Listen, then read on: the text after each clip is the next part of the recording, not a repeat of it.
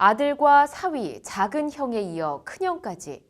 이명박 전 대통령의 큰형 이상은 다스 회장이 검찰에 소환돼 다스 실소유주 의혹 등에 대해 14시간 동안 강도 높은 조사를 받았습니다. 이 전 대통령에 대한 검찰 직접 조사는 이제 시간 문제로 보입니다. 장한지 기자가 심층 리포트로 이 전 대통령이 받는 혐의와 불법 자금 수수 액수를 정리해봤습니다. 검찰의 참고인 신분으로 어제 오전 비공개 소환된 MB 큰형 이상은 다스 회장이 검찰 청사를 나온 시간은 밤 11시 45분.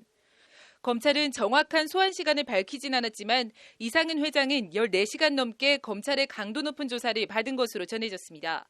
검찰은 이상은 회장을 상대로 다스 실소유주 의혹과 비자금, 도곡동 땅 매각 대금 사용처 등 MB 개인재산 관련 의혹에 대해 집중 추궁한 것으로 알려졌습니다. 검찰 청사를 나오며 이상은 회장은 이 전 대통령과 다스 연관성을 묻는 기자들의 질문에 아니 없다, 전혀 없다고 강한 어조로 부인했습니다. 검찰은 그러나 여러 정황 증거 등을 통해 다스 실소유주가 이 전 대통령이라는 결론을 사실상 내린 것으로 전해졌습니다. 일단 뇌물 의혹으로만 좁혀놓고 보면 이 전 대통령에 대한 검찰 수사는 크게 세 갈래입니다. 우선 다스 미국 법원 소송비 삼성전자 40억 원 대납 의혹입니다.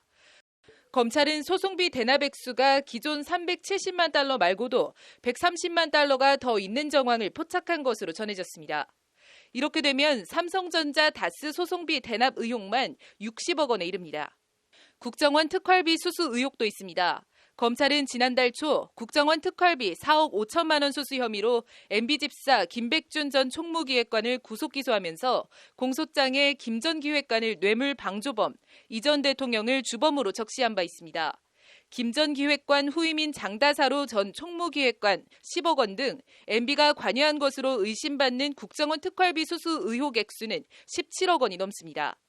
최근엔 이팔성 전 우리금융지주 회장이 인사청탁 명목 등으로 MB 측에 거액의 불법 자금을 전달했다는 의혹도 새롭게 포착됐습니다.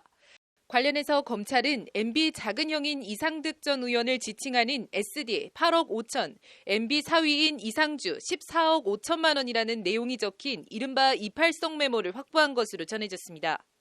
이팔성 메모에 적힌 금액을 더하면 22억 5천만 원이 됩니다. 여기에 중견 대보그룹에서 관급공사 수주 청탁과 함께 수억 원을 받았다는 의혹과 김소남 전 의원이 비례대표 순위 거액의 공천원금을 MB 측에 전달했다는 의혹까지 이런저런 의혹들을 더하면 이명박 전 대통령이 관여한 것으로 의심받는 불법 자금 수수 액수는 100억 원을 훌쩍 넘습니다. 뇌물수수는 수수액이 1억 원이 넘으면 10년 이상 유기징역, 최대 무기징역까지 처해지는 중범죄입니다.